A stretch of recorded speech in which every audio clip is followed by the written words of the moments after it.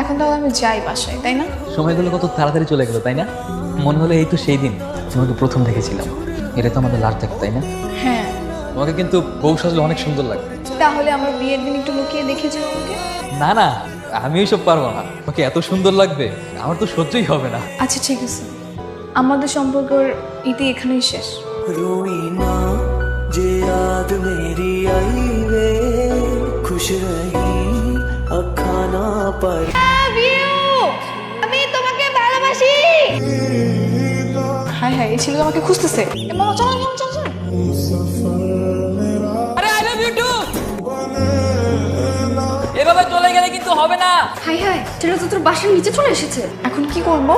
তুই কেন যে ছেলেটাকে আই লাভ ইউ বলতে গেলি? আরে আমি তো জাস্ট মজা করে বলেছি যেন ছেলেটা সুইসাইড না করে, কিন্তু যে পাগল আমি তো বাসার সামনে চলে গেলাম, কি বুঝেছি? কি হলো? এই মেয়ে, শুনতে পাচ্ছ না? সর্বনাশ, বাবা চলে আসছে। দেখো তুমি না আসলে কিন্তু আমি ঠিকই চলে আসবো।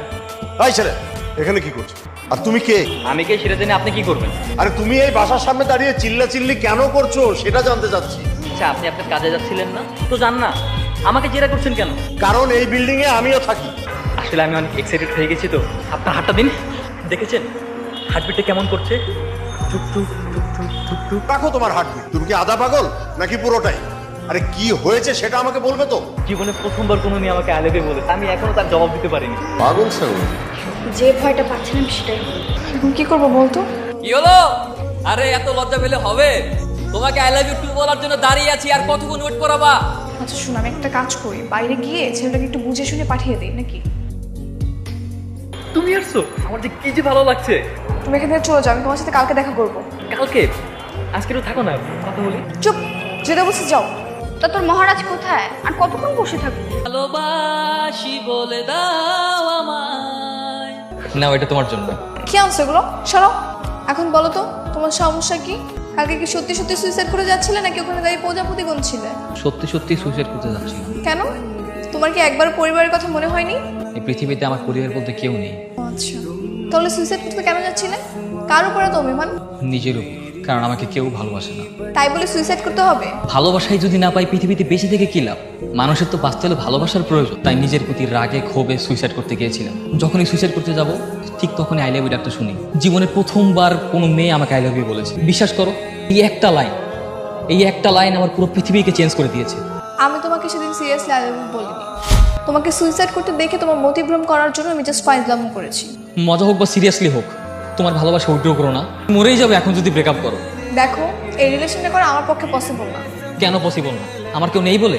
রিলেশনটা করলে আমি 6 মাসের বেশি কন্টিনিউ করতে পারবো না। 6 মাস কেন? কারণ আমার বিয়ে ঠিক হয়ে গেছে। 6 মাস পর আমার বিয়ে। না, আমি বিশ্বাস করি না। তুমি নিশ্চয়ই মিথ্যা বলছো। আমার অলরেডি এঙ্গেজমেন্ট হয়ে গেছে। দেখো আন্টি। 6 মাস এনাফ। মানে 6 মাস আমার সাথে রিলেশন করো, আমাকে 6 মাস অন্তত বাঁচিয়ে রাখো। মানে মরে গেলেও আমি বলতে পারবো অন্তত জীবনে কারো ভালোবাসা পেয়েছি।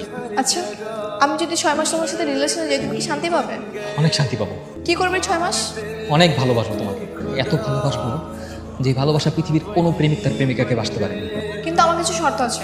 কি শর্ত তোমার? এই রিলেশনের কথা কাউকে জানানো যাবে না। দাঁড়াও, কলম নিয়ে আসি। হ্যাঁ, এবার বলো।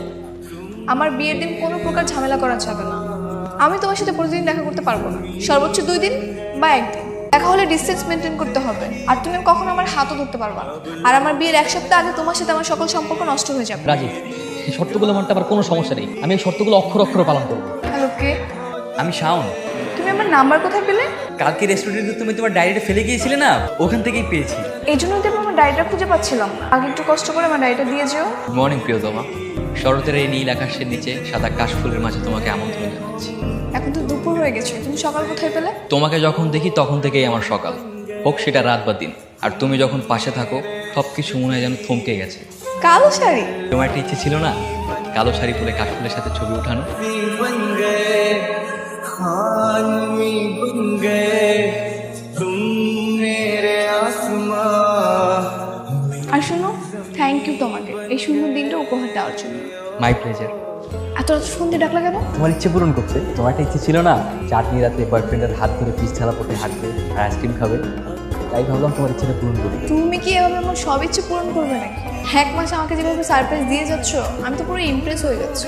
আচ্ছা যাই হোক, তোমার একটা ইচ্ছে বলো তো, দেখি পূরণ করতে পারি কিনা। আমার আবার কি ইচ্ছা? আমার জীবনের সবচেয়ে বড় ইচ্ছে কি তুমি পূরণ করেছো। এই যে আমার গার্লফ্রেন্ড হয়েছে। আর তো কয়েকটা মাস, এরপর কি করবা? তোমার বিয়ে হয়ে যাবে আর আমি ব্রিজে নিয়েছি। এই, তোমাকে এসব কথা বলতে নিষেধ করছি না? কিরে কি অবস্থা? ওই ছেলের সাথে কেমন চলছে তোর? আরে আর বলিস না, ছেলেটা না একটা আস্ত পাগল। ও সবসময় আমার ছোট ছোট ইচ্ছে পূরণ করার জন্য এরকম পাগল হয়ে লেগে থাকে। আমার কাছে মনে হয় ওর নিজের থেকে আমাকে বেশি গুরুত্ব দেয়। বিয়ের পর ভুলতে পারবি তো ওকে? তা জানি না, তবে ভোলার কি দরকার? আমি বিয়ের পর সারা জীবন এগুলো মনে রাখবো। কষ্ট পাবি না তো? तेरी गली चौकर छड़ के সারপ্রাইজ! সারপ্রাইজে কি আছে? আমি তো জানতামই তুমি আমার জন্য নৌকা নিয়ে ওয়েট করতেছো। তোমার একটা ইচ্ছে ছিল না সারাদিন নৌকা চড়ে ঘুরে বেড়াবে? এবার নাও, আমাকে নৌকায় তুলো।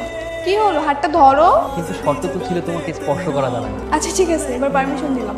मेरी सुनी ना गैर हो गया এই, আমি তোমার জন্য একটা উপহার আনছি। Thank you so much. আচ্ছা শোনো, তুমি ফুলটা খোপাই দাও, আমি তোমার একটা ছবি তুলি। অনেক সুন্দর লাগছে। আচ্ছা শুনো, এটাই হয়তো আমাদের শেষ দেখা। কেন? কারণ 6 মাস তো হয়ে গেল, এবার তো আমার বিয়ের প্রস্তুতি নিতে হবে। ও হ্যাঁ, 6 মাস তো হয়ে যাচ্ছে প্রায়। কিন্তু দেখতে দেখতে 6 মাস পার হয়ে গেল, তাই না? এই কটা মাস আমার জীবনের বেস্ট মুহূর্ত ছিল। আমারও।